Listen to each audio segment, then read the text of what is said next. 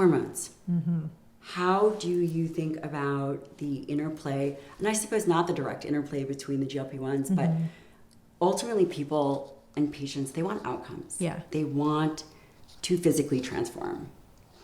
You have been utilizing, studying, and prescribing hormones for a long time, fair to say? Actually, not that long. So you had initially asked me, what is my kind of day-to-day look like, or what sort of patients are seeing me? And the initial practice was set up for weight management. It actually wasn't until about 1.5 years in so my sister and I are in practice together. And what were we noticing? We were noticing that our most successful, happiest patient was our middle-aged man who I was working on his nutrition, his exercise programming. He was on a GLP-1 medication. My sister was managing his testosterone. This guy was hitting PRs in marathons. He had 5 pounds more muscle, now 40 pounds lighter. And we sat down and we said, if we can do this for men, why can't we do this for women? So we actually tried to find gynecologists and specialists in the Miami area to send our women patients to optimize their hormones.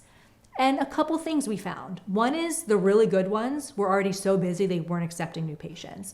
Or if they were accepting patients, my patients were going to have to wait 3 to 6 months to see them.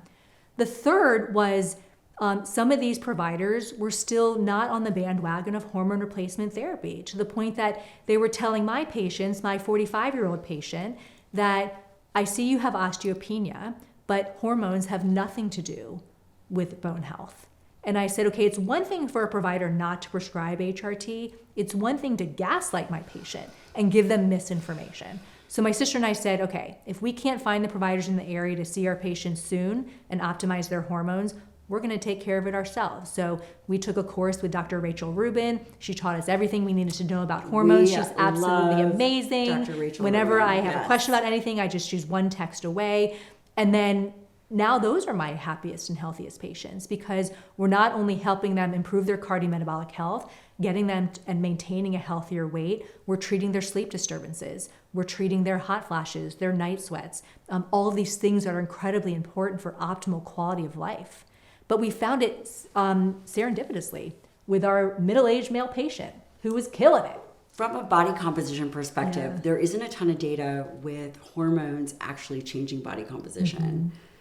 What have you seen in your clinic? It's interesting because, as women reach middle age, and that's, mid to late 30s, right, and early 40s, we start to see body composition changes, as you know, where maybe the BMI or the weight is pretty similar or 5 pounds up, but people often, my women come in and they say, I have a belly I've never had before, right? My body has changed, my skin has changed, this is just very different for me, but my lifestyle hasn't changed. Why is this happening to me now if I'm doing everything I did when I was 20 and 30, right? And I say the problem is your physiology is vastly different. Even though you didn't change, your body has changed underneath the hood. So that, is a big thing.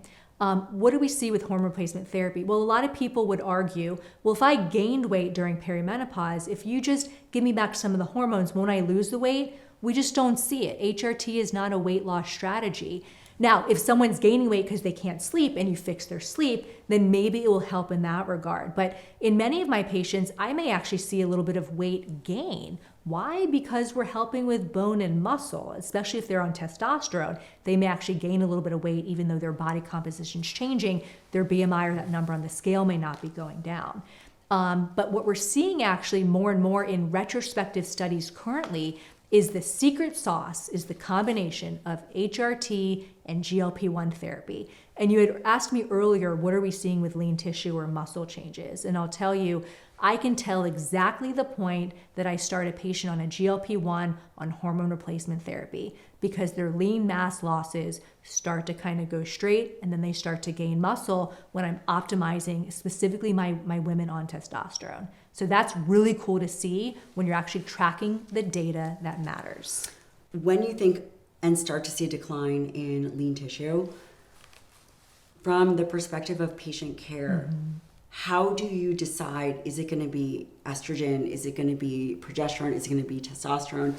Let's say they are perimenopause. So not totally in menopause, maybe their estrogen numbers are lower, maybe all their hormones are low. How, from a clinical decision-making standpoint, do you approach that? If someone's, let's say, on a GLP-1 medication, even though I previously mentioned like that mass is not the end all be all, it gives me data to say, okay, you lost 2 pounds of muscle this month. How much protein are you taking in? And I know you're telling me you're having chicken breast for lunch, but can you please weigh it out? I need to know if it's 2 ounces or 6, because there's a big difference there. So it gives me a platform to better inform myself and the patient to say, okay, are you getting enough protein? Exercise is so important, but I have so many patients that, let's say, see trainers, or they're on this Orange Theory bandwagon or Barry's boot camp, and they're doing endless kind of circuit training, moderate intensity, and they're not making gains. But I need to understand, because not all trainers are created equal, like not all doctors are created equal. What does your exercise programming look like? Because if I'm not seeing the results that I would anticipate in my patient by what they're telling me, I need to truly understand, what does their exercise program look like? Where do we build muscle? Not in the gym. We build muscle outside of the gym, but with recovery and fuel. But you need to actually make sure you're resting in between sets. You're doing progressive overload. And my patients kind of just follow whatever the program is if they don't have the knowledge to start talking to their trainer about it. So I kind of fill that gap and have that conversation. And I've had patients that switch trainers and all of a sudden they start gaining muscle. So that's really key. When it comes to the hormones, it depends on what their symptoms are, right? If they're having hot flashes and night sweats, we're going to start with the estradiol and then progesterone if they still have a uterus.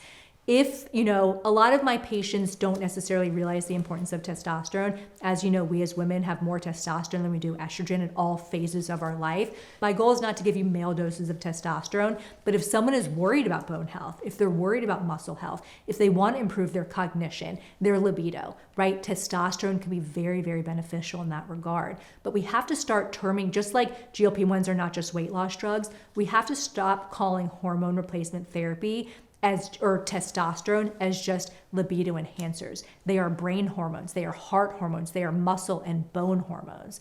So it depends on what the person's ultimate goals are, but I look under the hood. And if they're eating the protein, they're doing the resistance training, but they're struggling with bone and muscle health, I will say, I really think we should give testosterone a try. How do you think about dosing for testosterone? So I do use a compounding pharmacy for testosterone. I aim on the lower side instead of the higher side, because I've had patients come in with significant hair loss, with acne, with mood changes, with clitoral enlargement, which can sometimes need surgery to correct. So I usually start them low, because a lot of my female patients are already worried about hair loss. The last thing I want to do is convert more of that into DHT. So I will typically do a daily cream that's compounded, or I will use oral testosterone like Kyzatrex, which is a little bit higher doses. Talk to me about Kyzatrex, the oral testosterone. So, a lot of people are worried about taking oral hormones, and I get it, because same thing like oral estrogen, that can increase, even though it's a small increase, risk of clotting. And the old oral testosterone formulations caused liver issues. Now, the nice thing about Kyzatrex, first pass metabolism. Exactly, yeah. So the nice thing about Kyzatrex is we absorb it through our small intestine, right? Now, we do have to take it with fat in order to optimize absorption, but it's a very easy pill to take. Now, we don't have the doses approved for women, so I will start at the lowest dose possible, and it is a little bit higher than what we're going to get with the cream, but it depends on the person and what sort of formulation they want or they're willing to take. I really think revolutionizing the ability to take hormones, because a lot of guys, whether they are traveling or they don't like injections, really struggle. Also women. From a perspective with testosterone and just any kind of hormone, people have kids. It might be too much of a risk for transference. Yeah. The oral Kyzatrex, what is the starting dose that you guys think about for women? So the lowest dose is 100 milligrams. And that's once a day with food? Yeah. Versus for men, it's typically, they'll do like four pills, like 400 milligrams twice per day. So they don't yet have a lower version. It will be nice, I think, once they have maybe lower versions. Most of my patients are on the compounded cream, mainly because I don't want to drive up their levels too much. So it depends, because the Kyzatrex is going to be a higher dose than what you're going to get on typical topicals. And the women do a lot better on that? I only have actually probably 2 patients on the Kyzatrex. Actually, most of my patients are on the lotion. More so The because lotion. yeah. I think some of them are just worried about higher doses, and so I typically will start most patients on the cream. Yeah. Do you find that the blood levels look different? For example, if someone is on the cream, do they have a higher conversion to DHT versus if someone is using an oral agent? I think it's hard to say because I don't have, most of my patients are on the topical, so I'm not sure if I can answer that question. But I'm mostly looking at, side effects, and I will see that more so in my patients who are on pellets or injections. Same. So I get those patients Mostly that come pellets in for us, and yeah. they weren't given any other option. They were literally said, you should be started on hormones. Here are pellets. They didn't realize there were other modes of administration. So I see more virilizing effects in those patients. And so I will definitely start them on the topicals just because it's quick, it's lower doses, and they're already worried about side effects. I aim more on the lower end. Yeah. Do you have an expectation of how much muscle you want them to gain? We're talking about just the perimenopausal woman where you're like, okay, we're on a GLP-1, you've changed your body composition, you're going through recomp. Do you have an expectation of the amount of muscle mass that you want them to gain? I would say my goal for each and every one of my patients is when they hit their weight loss goal and they're in maintenance mode, that's when the hard part begins, is gaining muscle, because the easier part is losing the weight. The hard part is Isn't that regaining crazy? some of the lean tissue that Yes. was lost. I want each and every one of my patients to have more muscle than when they started. And that's doable, but it requires obviously that daily consistent effort. Protein, protein, protein.